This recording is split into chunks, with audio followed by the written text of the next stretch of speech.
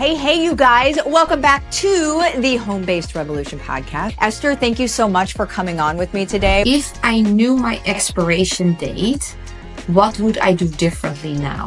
Finish what you started. Your legacy is when you're alive, not when you're dead. When you're clear on your messaging, the right opportunity and people will align with you. And I created a formula how to actually connect with your purpose. Our own lives for what they could be because of who we're surrounded by.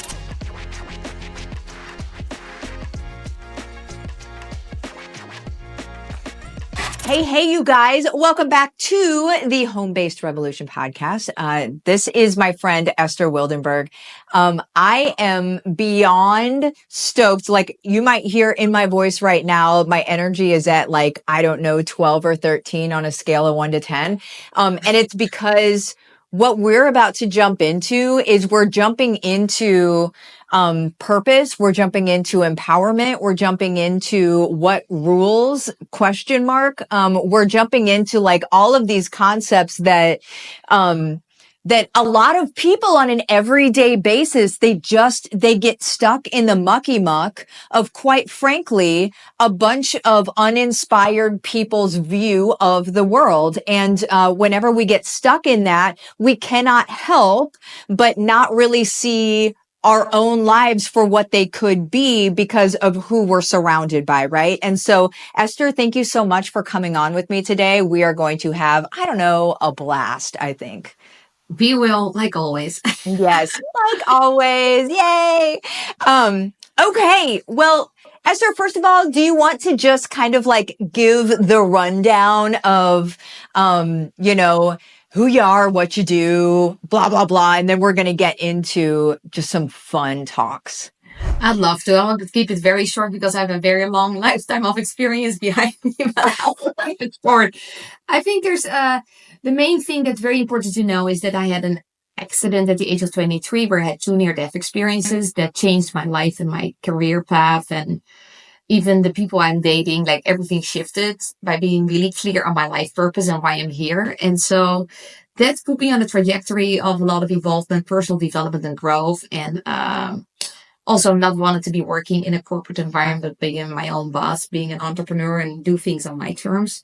And so I built several companies in the Netherlands. I am from the Netherlands. I moved 10 years ago to the United States when I met my wife in Amsterdam. And so we've been building our company, Codebreaker Technologies, what I'm very passionate about, helping humanity to understand each other and really connect on a deeper level, not just for business, but also personal, like dating, marriage, parenting. So we're going big in school systems and our foundation launched and great things are happening. And what I've always been doing, at least always means the past 18 years, is masterminds and retreats and helping women to step into their power and living their life on their terms and their dreams, right? And not like the environment. I would say our parents and teachers mess us up for the first 20 years of our lifetime. And then the rest of our lifetime, we just try to fix ourselves to be happy again and live our life. So I'm very passionate. And I had this infusion during COVID. First of all, our son was born during COVID, but it was really tough. He was born 10 weeks early in the NICU, no help, my family in Europe. And we had to pivot our company. And then over time, we pivoted beautifully, but then I saw so much sadness and disconnection and zombies and unmotivated people and bullying and just separating each other. And I'm like, wow, I have to step it up a notch with my life purpose. So I decided to do more retreats, do more masterminds, speak more on leadership and empowerment and finding your purpose. I did my TED Talk 3 weeks ago on finding your purpose. And I created a formula how to actually connect with your purpose if you don't know what it is. And it's powerful. And yeah, that's what I'm passionate about. Get people just excited about life again. Let's start with that one. Yes. I love that. I love where you've come from and how that peppers and flavors where you are now. And I hope that people are listening, and just thinking let's just let this be your first prompt into thinking, the different things that you've been through, like what you've gone through in your life, are going to pepper it, but it's going to flavor where your purpose ends, right? Like, or where it ends up, like where you really get to jive. And here's the thing that, people ask this question a lot. Sorry, I'm just going to get comfortable here, but people ask this question a lot. And I'm curious to hear what your response is to it as well. What are your thoughts on people's purpose changing over time?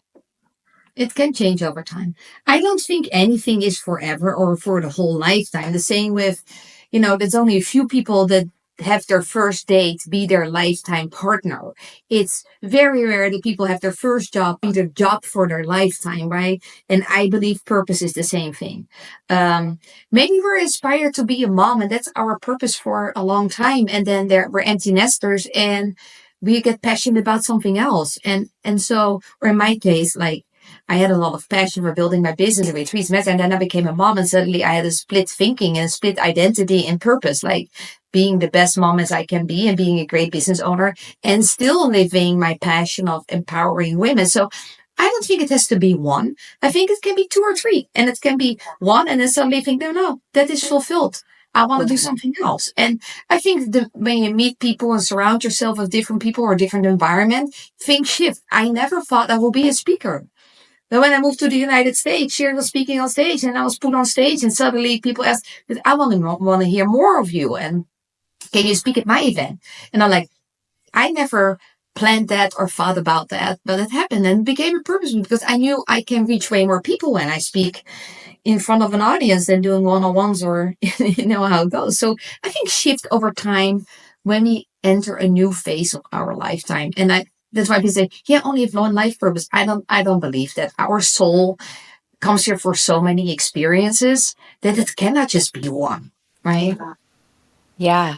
I'm of the same belief that I don't think that I don't think we have like a one purpose thing, but we have this society, here in the West anyway. I don't know about anywhere else, but we have this society that says in a microcosm, it says, finish what you started. It says like, it's that vibe that kind of goes out. And I think people misinterpret that finish what you started as, okay, well, if this was my passion or if this was my, my purpose at one point in time, I need to see it to fruition. I need to finish what I started. And they don't allow for the tweaks and the changes and the zhuzhing that really happens along the way, right?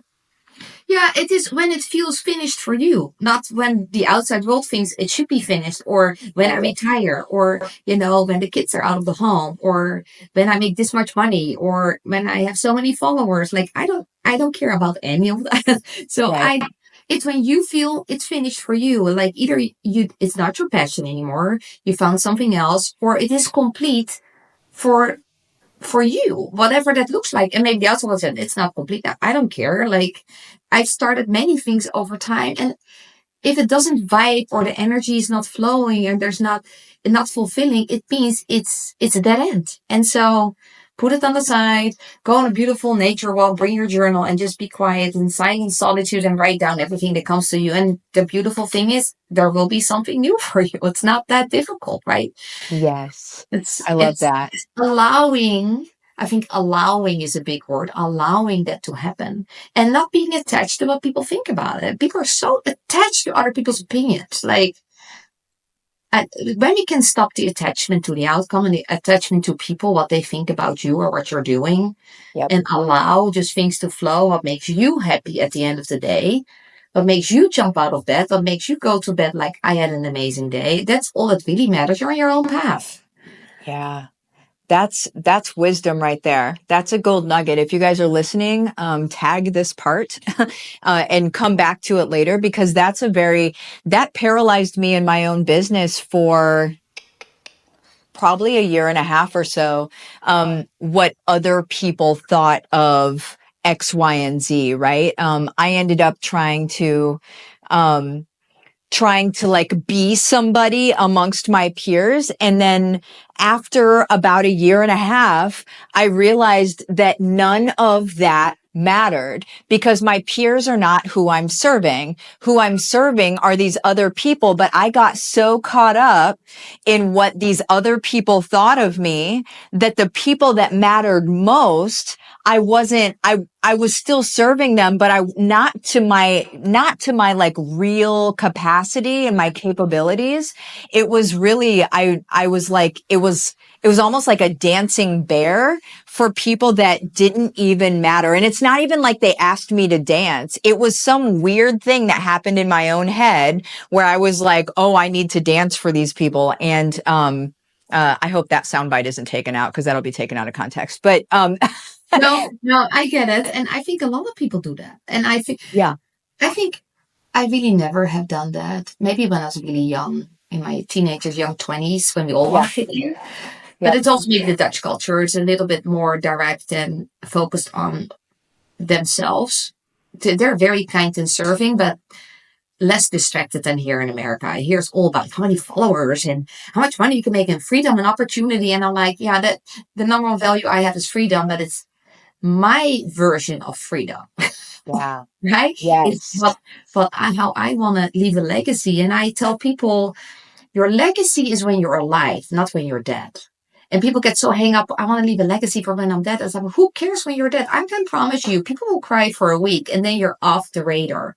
Like yeah, life moves on. And we have all this romantic idea that people really mourn about us forever and pictures and sadness and going to our grave. And I can promise you it's not going to happen. So every heart you touch while you're alive, that is your legacy. And I think there's only maybe two ways to really leave a legacy is have such a powerful message like Nelson Mandela or Steve Jobs, or write a book and make sure it ends up in every library around the country.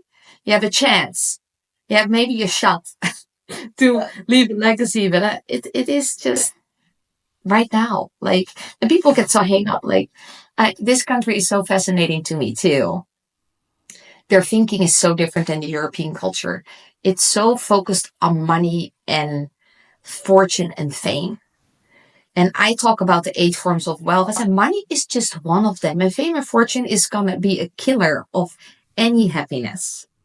So you have 7 other forms of wealth to focus on. Why are we just not trying to balance our lives and create a harmony of happiness and joy with friendship and travel, if that's your passion, or personal development, or your own love relationship and your friendship? And then finding the right mentors and, business and career. There's so much out there. Health. Like, I'm really big on health. No health, there's nothing else left.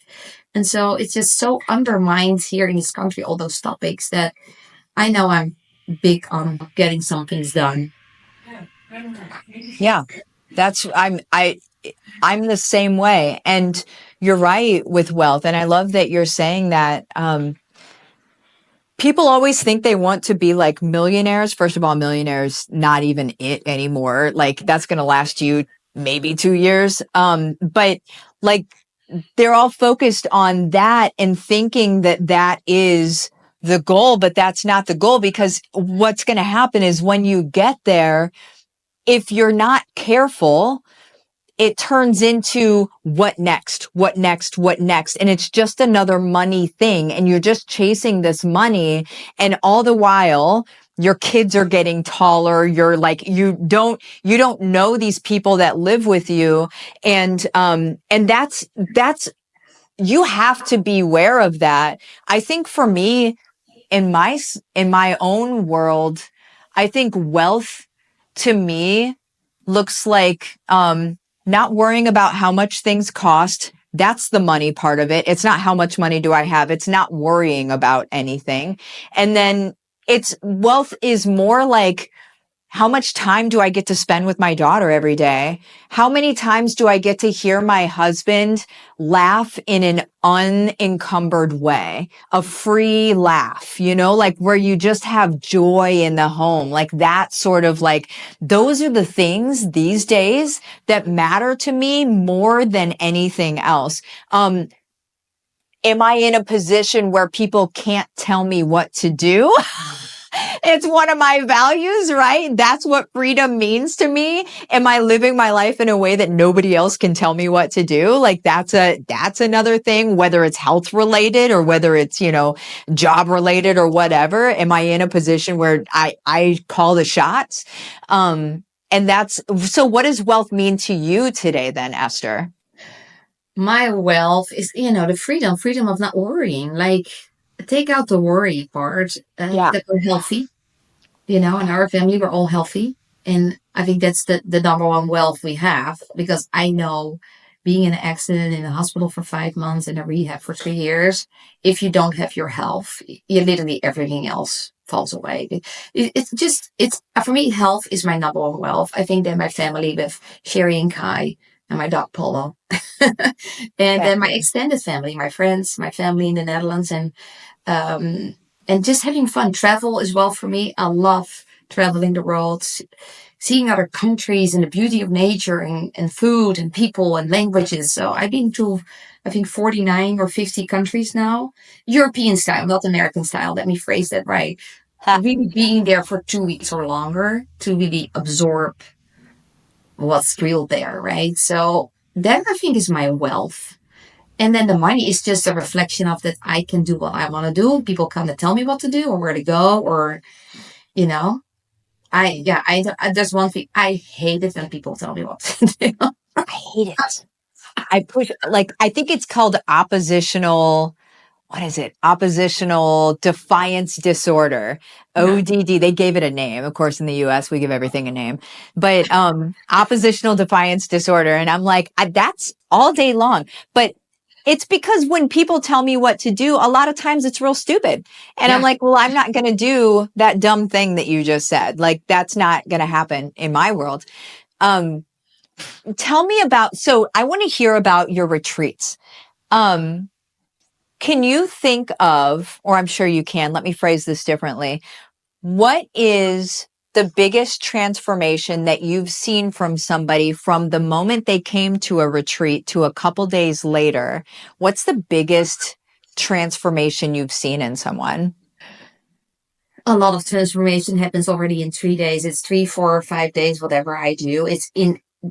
I think the biggest transformation happens the moment they already sign up and leave their home and being out of their environment with their duties and things to do and tasks. There's no phone in my retreat, so you're gonna be disconnected and just being connected to themselves and finding themselves again. I think inner peace is a really big one. Connecting to their purpose and passion, what they really want to do. That means like declutter your home, declutter the people you hang out with, like live your life now, don't wait, and put your energy in what you really want to do and who your partner is going to be and your peers or your customers.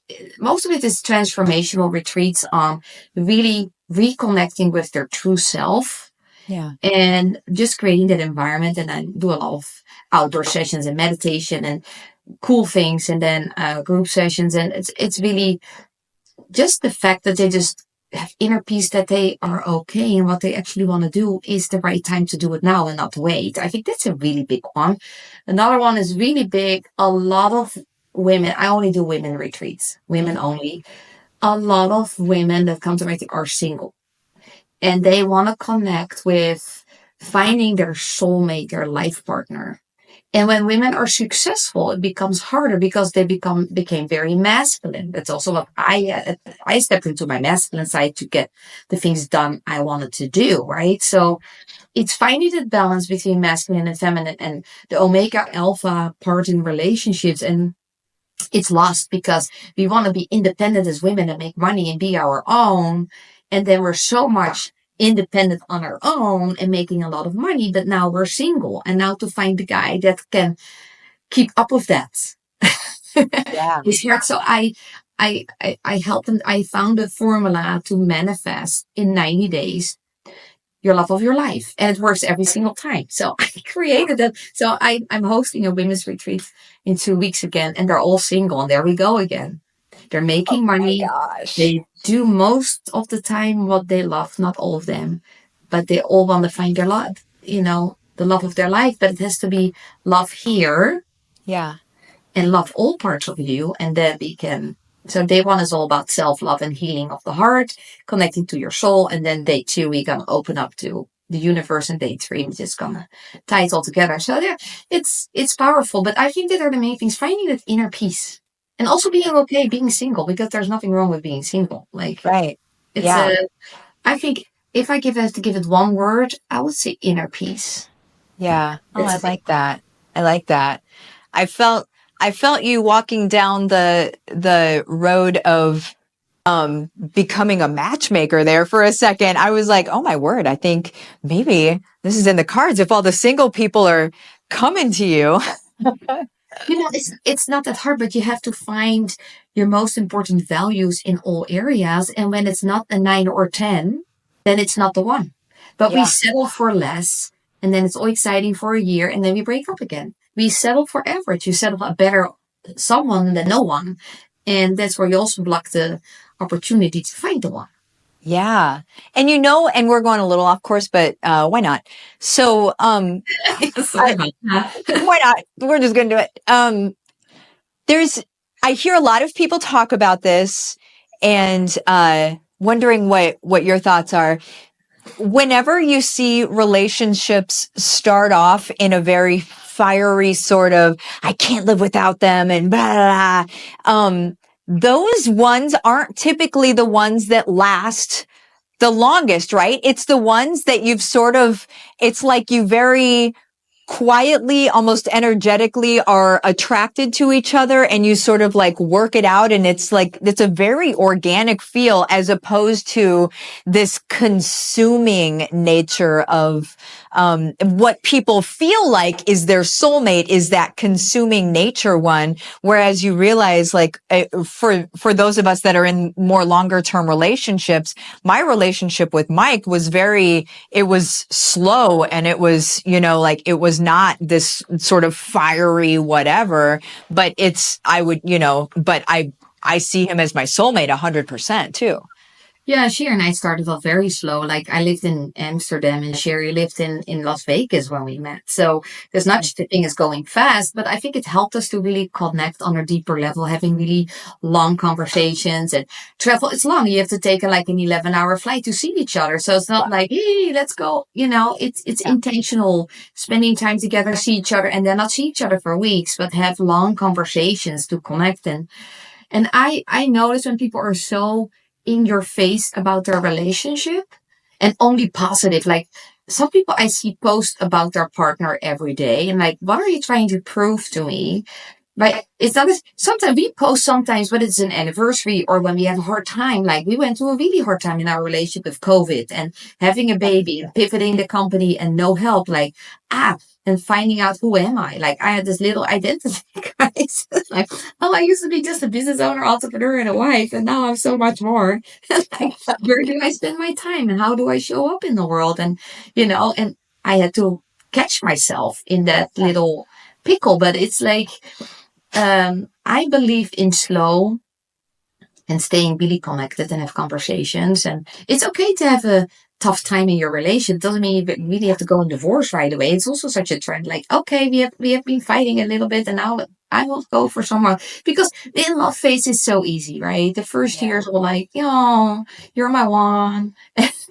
You have to get through the phase. When you have a child, everything changes. Like, Yes. and we own a business together. There's a lot of dynamics and I'm very independent in the sense I can be happy all by myself. I can do my thing and be happy. Shares a little bit more. Let's do everything together. And we have to find that dynamic. But Yeah. I don't believe when it's forced or so much in your face, then I'm like, no, there's Somebody's something hiding off. something. When I see that or hear that, I'm not that I'm like speaking death over their relationship or anything, but I'm just like, somebody's not being all the way honest with somebody else is how it feels to me, right? And may or may not be true. It's a story I'm making up. I don't know, but that's what it feels like to me. And I'm just like, because yeah, there's the first year is all hunky dory and then real life sets in. Y'all start paying bills together and there gets, and then running a business together.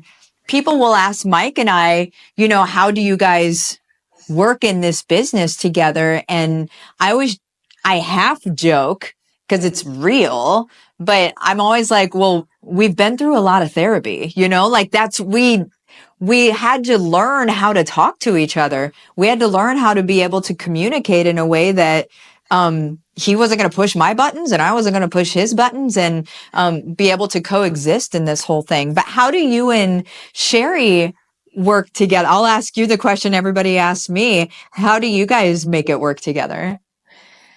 Um, how we make it work, because it's a lot when you work 24/7 together, you're parenting together, you're living Yeah. together, you do life together, you travel together, we do a lot together. So Yes.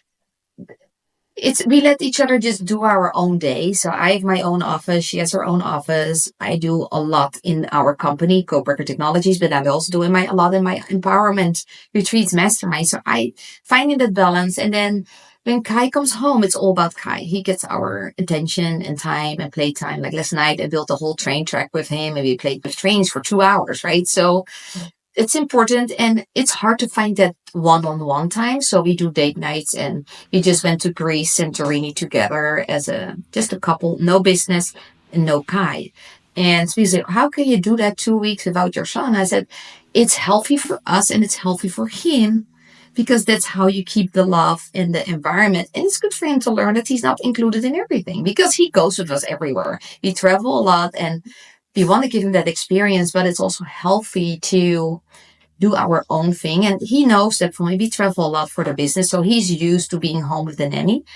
And but it makes him very independent and strong. And he misses us. He calls it, I miss you. I want my Mimi and my mama. I want my mama. Like he says it now, but he said, okay, so many days and we're coming home.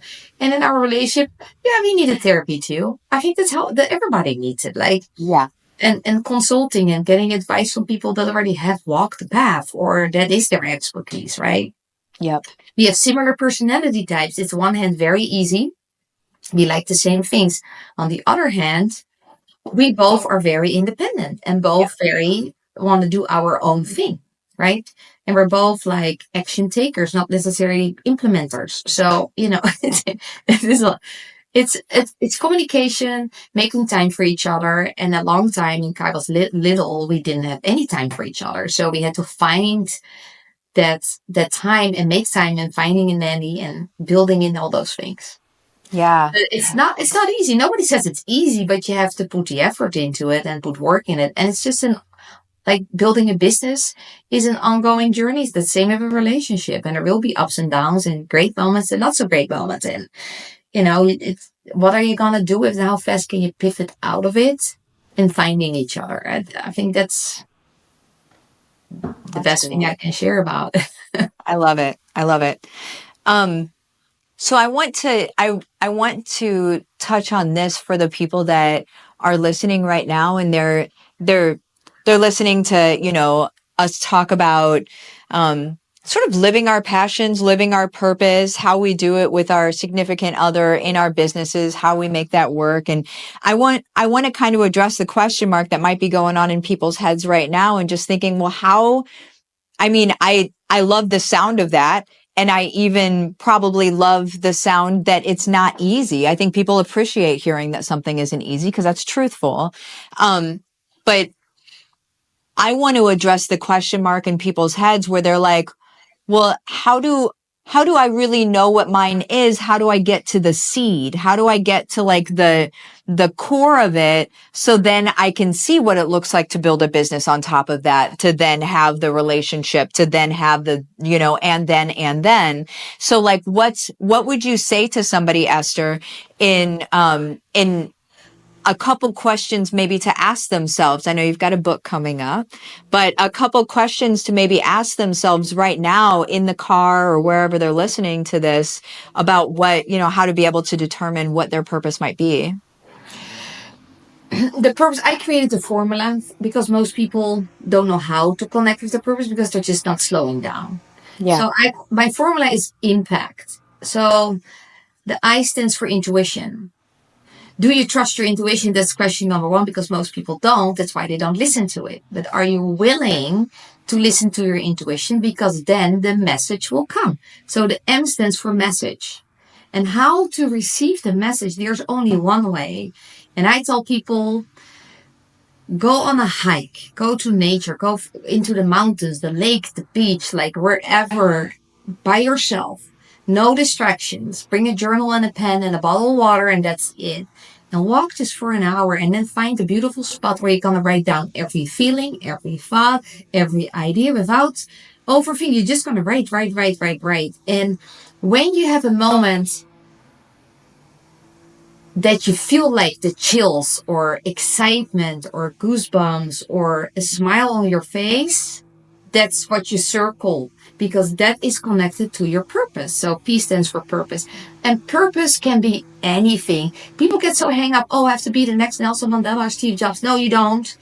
Just for some people, the purpose is truly being a mom and having kids, and that is their purpose, and that is okay. Being a speaker, an author, a coach, a health practitioner, like an attorney, whatever it is, you will find that message that is your purpose is. And don't get hung up that it has to be something huge, right? It can be something small. And then the A stands for action. Like nothing happens if you don't execute on it. So you have to then take action. And action can be writing your plan and taking just the first step. And some people say, I will burn all the boats and I will jump in with both feet and there I go. But action is required and keep going, right? And then the C stands for really connecting and really connecting with self and connecting with the right people. Because when you are aligned, like the A stands for alignment and action, when you live your purpose, and that is the energy, so now the right opportunity and people will align with you and connect with you, right? I believe things come together when you're clear on your messaging. And then T is time. Don't waste time, because I know so many people that on their deathbed, they said, I wish I lived my life purpose sooner. I wish I did more of the things I love to do or the things I really wanted to do. They never said, oh my gosh, I hate it. I just lived my life purpose. And, it's always the regret that they didn't. So time, and the best way to connect to time is ask yourself, if I knew my expiration date, what would I do differently now? And so let's say if you only have a year or 5 years, I bet you're going to drop everything and going to do the things that really matter to you or your purpose. Or, if you say, oh my gosh, my expiration date is in 8 years and 4 months, I better, get living my purpose. And so that's why I created the formula, so people really can find a way to connect with their purpose. But I believe people are not taking time to be silent and quiet and just be by themselves in nature and just let things flow, because that is the only way you can hear the message.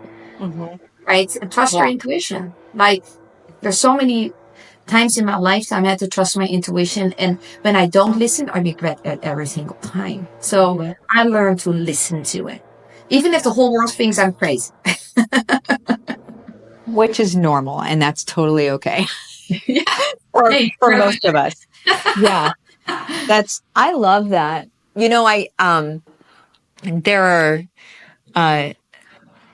There are a couple times when people always seem to get their downloads, and it's shower time and when they're working out, if they're running or if they're walking, if they're whatever.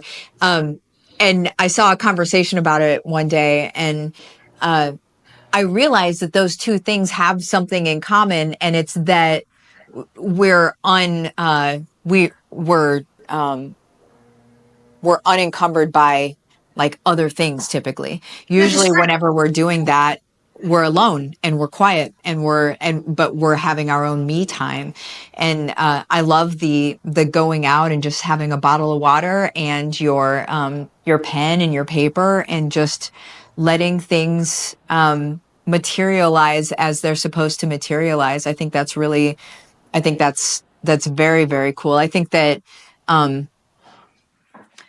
God meets us in the moments that we make for him. I mean, there's just like in whatever people want to, call it, makes no difference to me, but it's whenever we make time and we make we create that space, it's we're going to be met in that space, and it's just You know, I you have to love make it. time for yourself.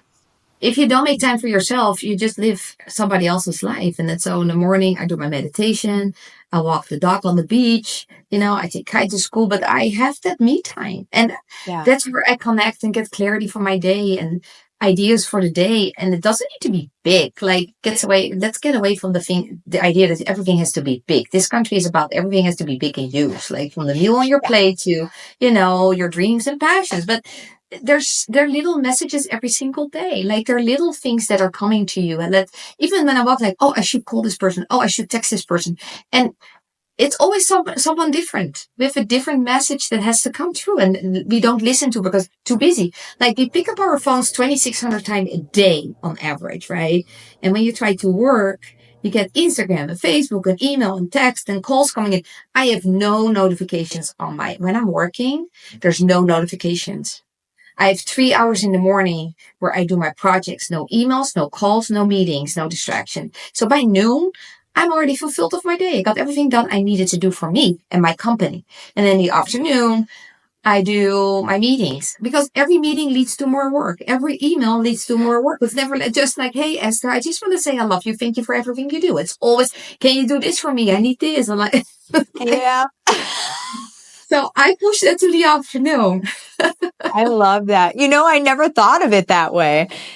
All your meetings lead to more work. That's 100% the truth. Oh my goodness. Yeah. Yeah, it's all of it. All of it. That's so true. That's so So true. I found a way to create my happiness in the morning, my Yeah. self time, me time, doing my projects first without any distractions. And you get so much done in 3 hours. I think I get done in 3 hours, but people don't even get done in a week because they Yeah. see a message. And you know, when you're distracted, it takes 23 minutes to get back to focus. Yeah. I'm 23 sorry. My minutes to daughter get just back to literally focus walked. because you don't even have 23 minutes without another 10 distractions. And so you're never focused. And that's why people not succeeding or not hitting their goals. They're not focused and they're distracted. And it's, you know, it's the world we're living in, but you have to choose yourself. You're on your own path. I'll say the moment you're born, your path starts. And your parents are releasing you for 18 years and then you're on your own. Like, you Yeah. know, thank you for all the things you did and all the things you did to mess me up. And now I'm on my own. Thanks for, thanks for messing me up real good. I appreciate it. I'm on my path to now undo a lot of that, but I appreciate the things that also worked out.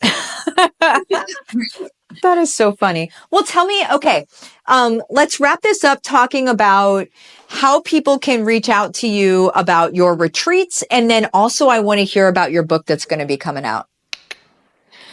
Yeah, my book is coming out. It has been very under the radar because I like the things stay contained in a container energy wise before it Yeah. goes out there. I'm writing it right now. I'm in the final stages of finishing my book. And then, of course, it has to be edited, go to the editor and, you know, all the things that come with it. But I'm very excited that it's basically my lifelong journey. And it's called The Undermined Soul. I think we get redirected in our life so much by others. And then it's all about transformational leadership, staying your course, following your path. And I give a lot of tools and insights and lessons learned and how to, you know, basically, you know, 30 plus years of experience in one book. And so save yourself some time. Taking some golden nuggets out of my book and put it into action, right? So I'm very happy. I want to launch it on my birthday. I'm turning 50 in January. And, you know, it's a milestone. So it's time to do something for the world. And somebody asked me, do you want to be a number one bestseller? And I said, I don't even care. I'm not that person that I need to be a number one bestseller. I'm writing the book for me and my wisdom for other people. And who wants to read it is going to read it. And if it's going to be number one, I'm not even attached to that whole fame and fortune thing. Like, I believe the book will end up in the right hands. But it's just an inspiration, motivation, and a lot of great tools how to live your life on your terms. Yeah. I Our love whole that. life, my life, even the whole legacy story with Sherry and Kai, like with his siblings in other families. I write about creating a modern family and create your legacy your way and go out of the norm. Like a lot of things in my life were out of the norm, right? Yeah. So and when people open people's eyes, that's there's so much possible if you just go a little bit outside the box of the norm and create your own destiny, right? So yeah, that's going to be the book. I love it. And then I love it. yeah, the retreats, it's my true passion because I believe I can get done more in 3 days than people going for a year to a coach or therapist. Because they're still on home sitting on the call and the kids are coming home and thinking about the grocery, but when they're 3 days or 4 days or 5 days in an environment away from everything, Yeah. so much shifts and energy moves and there's flow and inner peace and excitement and passion and like, man, that's it. So yeah, it's just fun to see I love people, it. you I know. love it. I'm going to have like your social media links in the show notes and also in the caption if you guys are watching this on YouTube or wherever you're watching it. But Esther, do you have like anywhere that you specifically like for people to reach out to you, in a singular way? They can just reach out to social media or send me an email at esther@estherwildenberg.com. Very Cool. simple, it's just my name. Yeah. I love And, it. and I'm still working on the new website because there's so much happening right now with the book, and I just want to come up with a new branding idea, and that's what I'm working on. So it's gonna be good. You know, I think I think when you get older, you become really aware of time. And I had an awakening at 23 when I had my accident because I died twice and came back. I knew life can be over at any time, like seize Yeah. the day. And now I'm turning 50. I feel that again, but in a different way, but very excited and passionate about serving as many people as I can. Yeah. I I love believe I will be 100. I want to see Kai graduate and getting married. So I have to stay healthy and fit, That's it. That's it. Yeah. Exactly. It's the health wellness side of things. I love that you addressed, and I'm not going to take us back into another talk here, but I love that you addressed, that it's the one thing that it's the great like equalizer. It will, if you get sick or if you are incapacitated, you Yeah. will all of a sudden realize that now is the only thing that matters to you, that is getting better and becoming, being able to be well again is the only thing that will matter. And it's so funny, not funny, it's funny in air quotes, that people typically do not treat their bodies well, and they don't even look at health and wellness as something that's important until it's something that they don't have. But we can avoid so many things if we just make good choices, but it's not a clear and present problem until you hit the brick wall. But when you hit the brick wall, No, it's that's the that thing. problem. Why most people don't live their life purpose is because they literally are waiting for a divorce, bankruptcy, cancer diagnosis, heart attack, accident, anything That's that it. disrupts their life in such a way that suddenly they realize, oh my gosh, I have to shift my life. And Yeah. so I would tell people, why are you waiting for that moment? Why? Like, what's wrong with the picture that has been created for us in this country? That we just have to freaking work, work, work, work, and drop that on the couch, watch Netflix, and go to bed. Like, that's not called life. That's just, you're already dead and just waiting for your last breath. Like, that's not life. So I'm really passionate about health because it was taken away at the age of 23. And so that's why when I speak at universities or in companies, I talk to the younger generation because don't wait. Yeah. There's no reason to wait. And so when I consult with big corporations, 500 million up to a billion, I consult with C-suite executives. And when I have conversations with them one-on-one or at a small group, I see grown men cry because they didn't take care of their health or their family or their true passion. They just wanted to make money and build an empire, or just have a job so they can pay their bills, right? It's just not worth it. Like, Mm-mm. health has to become a huge topic in every household, whatever that looks like for you. But there's very many ways with biohacking and very simple ways that doesn't need to cost money. It will Right. be expensive when you get sick. So you can meditate, you can walk outside, ride a bicycle, like eat healthy. There's very Yeah. simple ways. Just every choices you make every single day. And I think People forget that we're responsible for our own life. At the end of the day, you can have a beautiful family and a partner and 4, 5, 6 kids and siblings and parents and friends and neighbors, but you will be on your own no matter what, every choice you make. So stop listening to the noise and start listening to yourself, and don't wait. Like, we don't know how long we have. Nobody knows their expiration date. Mm-hmm. It's the big guess we all have. We all think we're gonna be 90, but we have enough examples in all of our lives that's not the case. Like, no. Yes. Yeah.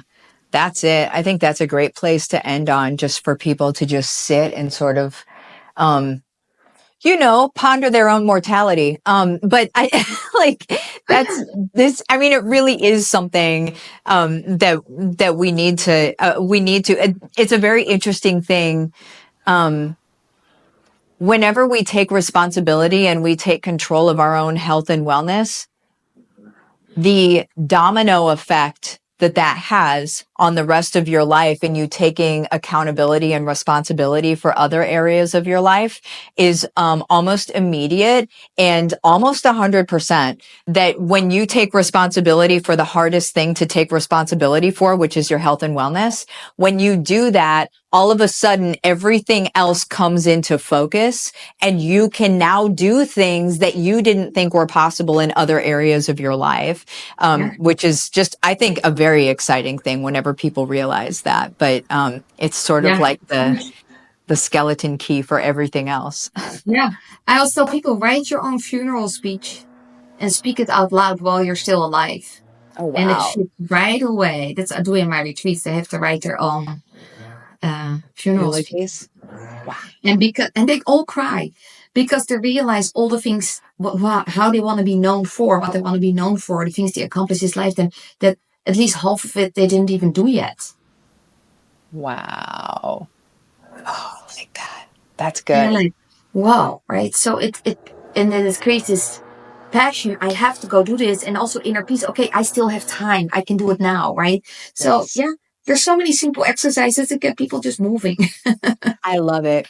Everybody that's listening, we're going to sign off, but I want you guys to go do that. Go do that exercise. If you didn't hear it, rewind, listen again. And send it to me. And send it to Esther. Oh, I love it. I love it. Esther, thanks for coming and spending a good amount of time with me. This has been very, very cool. Yeah. I always love you, Marta. You're just incredible. You're amazing. And everything you do for your family, your community, your following, it's an honor to be a friend and follow you and learn from you. And, we need more amazing people like you on this planet. Oh, same to you. Same to you, lady.